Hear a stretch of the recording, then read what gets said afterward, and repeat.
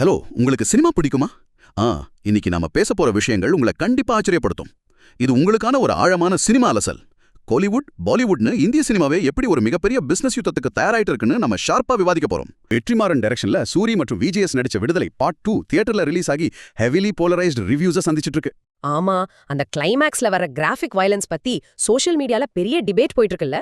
அதான் இளையராஜா மியூசிக்ல பெர்ஃபார்மன்சஸ் எல்லாம் அவார்ட் வருதுன்னு சொன்னாலும் அந்த ஸ்டேட் ஸ்பான்சர்ட் வயலன்ஸை ரொம்ப பச்சையா காட்டியிருக்காங்க. டை ஹார்ட் சினஃபைல்ஸ் இத ஒரு போல்ட் மாஸ்டர் பீஸ் அப்படின்னு கொண்டாடுறாங்க.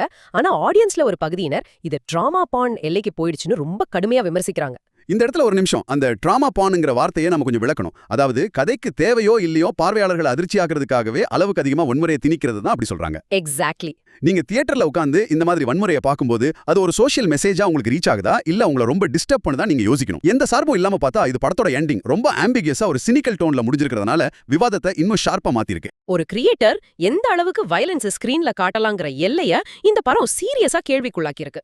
மேலும் இது போன்ற ட்ரெண்டிங் வீடியோக்களை பெற எங்களது ஃபிளிக்ஸ்காஸ்டிங் யூடியூப் சேனலுக்கு சப்ஸ்கிரைப் செய்து பெல் ஐகானை டச் பண்ணுங்க. இப்போ வெற்றிமாறன் படம் மாதிரி இன்டென்ஸான சினிமா ஒரு பக்கம் விவாதத்தை உருவாக்குதுன்னா, இன்னொரு பக்கம் பியோர் பாக்ஸ் ஆஃபீஸ் கலெக்ஷனுக்காக ஒரு மிகப்பெரிய யுத்தமே தமிழ்நாட்டுல ரெடி ஆகிக்கிட்டு இருக்கு. கோடை விடுமுறையில தனுஷ், சிவகார்த்திகேயன் நேருக்கு நேர் மோதுறாங்க. ஆமா, சம்மர் 2026 பாக்ஸ் ஆஃபீஸ் வார்.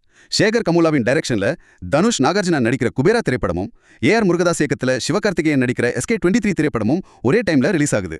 ஆனா எனக்கு ஒரு சந்தேகம். என்ன சொல்லுங்க? ரெண்டு பேருக்கும் வேற வேற ஆடியன்ஸ் பேஸ் தானே இருக்கு. அப்ப ஏன் ட்ரேட் சர்க்கிள்ஸ் இவ்ளோ பரபரப்பு? ஏன்னா ரெண்டு பேருமே இப்போ மேசிவ் ஓப்பனிங் நம்பர்ஸ் கொடுக்கக்கூடிய ஸ்டார்ஸ்.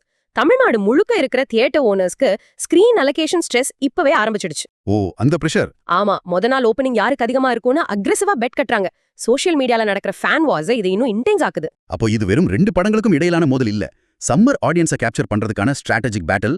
ரெண்டு பெரிய ஸ்டார்ஸ், ரெண்டு பெரிய டைரக்டர்ஸ் நேருக்கு நேர் மோதுறது பாக்ஸ் ஆஃபீஸ்ல மிகப்பெரிய அதிர்வலையை ஏற்படுத்தும். அந்த பாக்ஸ் ஆஃபீஸ் அதிர்வலைன்னு சொல்லும் போதே எனக்கு அடுத்த அப்டேட் ஞாபகத்துக்கு வருது. SS Rajamouli, Mahesh Babu இணையற SSMB29. ஓ, அதுவா? 1000 கோடியை தாண்டுமே பட்ஜெட். கரெக்ட். 1200 கோடி பட்ஜெட்ல உருவாகிற குளோப் ட்ராட்டிங் ஜங்கல் அட்வென்ச்சர் இது.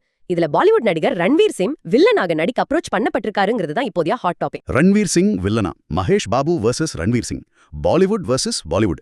இதை பார்க்கும்போது ஒரு பேன் இண்டியா பாக்ஸ் ஆஃபீஸ் எக்ஸ்ப்ளோஷனுக்கான ஸ்ட்ராட்டஜியா தான் எனக்கு தெரியுது.